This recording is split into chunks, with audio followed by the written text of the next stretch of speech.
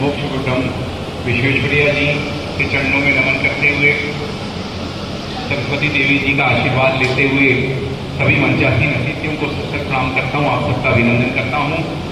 सामने बैठे Madhya Pradesh diploma engineers association और सेवानिवृत्त अभियंता संघ के सभी पदाधिकारी, सभी सक्रिय सदस्य और सभी अभियंता और सभी लोग, आप सबको भी सत्संग प्रणाम करता हूँ। साथ में आई जितने परिवार के लोग हैं, आप सबका भी बहुत बहुत स्वागत है। और इस एसोसिएशन की जो ऑफिस बियरर्स हैं, जिन्होंने बड़ी मेहनत से इस कार्यक्रम को सजाया है, मैं जानता हूं कार्यक्रमों को सजाना आसान नहीं होता है, तो मेरी तरफ से आपको भी बहुत सारी शुभकामनाएं, बहुत सारी बधाइयां। बोले भैया कार्यक्रम है, मैं आ नहीं पाऊंगा, हमारे शासकीय कार्यक्रम थे, तो हमने बोले नहीं ठीक है, इंजीनियर्स डे का कार्यक्रम है, साल में एक बार होता है और अच्छे से होना चाहिए। मेरी तो अपनी कुछ पुरानी यादें हैं इंजीनियर्स डे को लेके।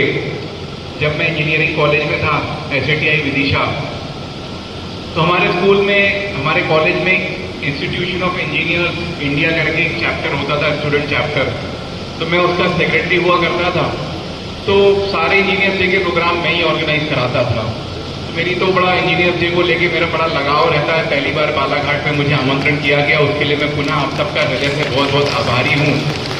और मुझे पूर्ण विश्वास है कि जो आपका एसोसिएशन और आप सब जो एसोसिएशन का हिस्सा हैं, वो और जो नहीं है वो भी, आप सबके प्रयास से इंजीनियर्स को जो एक मान सम्मान बना रहना चाहिए, जैसा कि हमारे रामलाल सर ने बताया कि पहले था, उसमें चार चांद लगते रहेंगे। और ये सब हम सब के और आप सबके प्रयास से संभव हो पाएगा।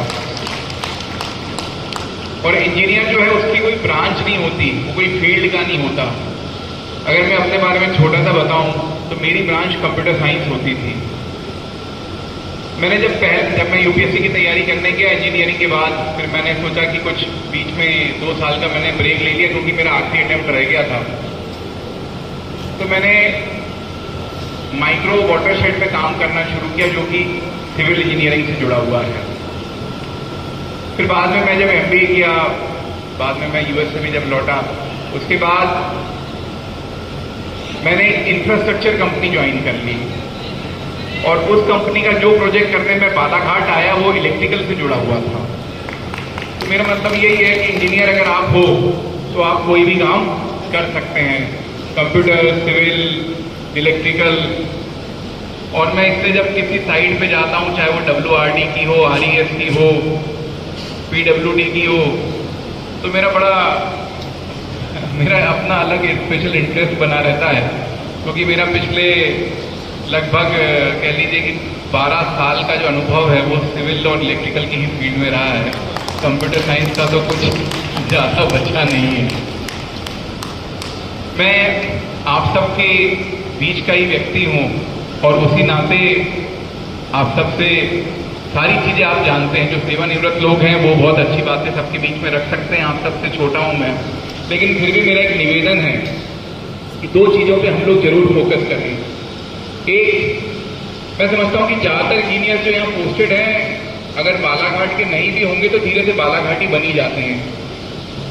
ये भाव तो सब में रहता ही है। तो अप्लाई करें कि हम बालाघाट के लिए अच्छे से अच्छा क्या कर सकते हैं और कैसा कर सकते हैं। मैं परसों ही बाढ़ प्रभावित क्षेत्रों का दौरा कर रहा था, तो हमने इरिगेशन विभाग के हमारे जजवीर जी से निवेदन किया कि आप भी साथ में रहिए। तो मैंने बोला भाई, हमारी जो वो क्षेत्र है बावनखड़ी और वैनगंगा वाला, जहाँ पे हर साल बाढ़ आती है, भाई कोई ना कोई इंजीनियरिंग सॉल्यूशन तो होगा उसका। और हम आपसे निवेदन करते हैं, और आपसे नहीं हम सबसे निवेदन करते हैं कि आप लोग समय निकाल के कभी पिकनिक पे आइए। अगली पिकनिक अपन वहीं मनाएंगे, और वहाँ जब पिकनिक मनाएंगे तो अपन सोचेंगे कि भाई ऐसा क्या किया जा सकता है कि जो हर साल बाढ़ आती है इसको हम सब मिलके रोक सकें। पिकनिक की हो जाएगी और पिकनिक मेरी तरफ से रहेगी। तो मेरा सबसे यही निवेदन है कि इस तरीके की अनेकों समस्याओं से बालाघाट जिला जूझ रहा है।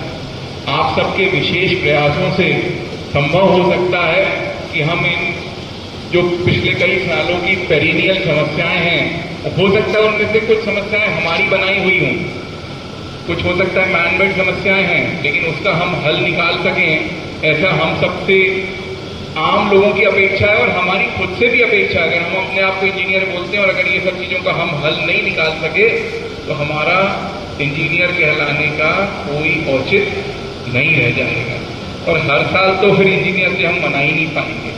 तो मेरा आप सबसे निवेदन है, और जब वो कार्यक्रम करेंगे तो हम सेवानिवृत्त इंजीनियर को जरूर बुलवाएंगे। हम जब राजीव सागर डैम की चर्चा करते हैं वहां पे, तो हमारे कटरे भैया जी जो है, इनकी चर्चा हमेशा निकल के आती है कि भाई कहीं ना कहीं इनका बहुत अच्छा कार्यकाल रहा। तो ऐसी चर्चाएं आम जन से निकल के आनी चाहिए। देखिए, सरकार तो आपको रिकग्नाइज करेगी ही करेगी, लेकिन सही रिकग्निशन जो लंबे समय तक चलता है वो आम जनता का रिकग्निशन है। आम जन को अगर लगता है कि आपके द्वारा जरूर ऐसा कोई कार्य किया गया जो लंबे समय तक उनका हितकारी है, तो उसकी अलग परिकल्पना रहती है। कुल मिला के दो बातें जरूर मैं निवेदन करना चाहूंगा कि आप सब मेहनती हैं, हार्ड वर्किंग हैं, तो वो चीज आप अपनी बनाए रखिए। साथ ही साथ एक जो इंजीनियरिटी इनोवेशन हम कहते हैं कि कहीं ना कुछ डिफरेंट, हमारे सीओ साहब भी उसी बात की चर्चा कर रहे थे कि कुछ ना कुछ डिफरेंट आना चाहिए निकल के, जो कि रिकग्नाइज हो सके, क्योंकि स्थानीय चीजों की सॉल्यूशन निकालना ही इंजीनियर का काम है। हमारी आदत पड़ गई है सरकारी ड्राइंग जैसी चल रही है पिछले 25 साल से 30 साल से, उसी ड्राइंग को उसी ढर्रे पे हम चल रहे हैं। एक प्रयास होना चाहिए। तो इसलिए मैं चाहता हूं कि Madhya Pradesh diploma engineers association का जो बालाघाट चैप्टर है, इनकी तरफ से एक पुरस्कार इंस्टीट्यूट किया जाए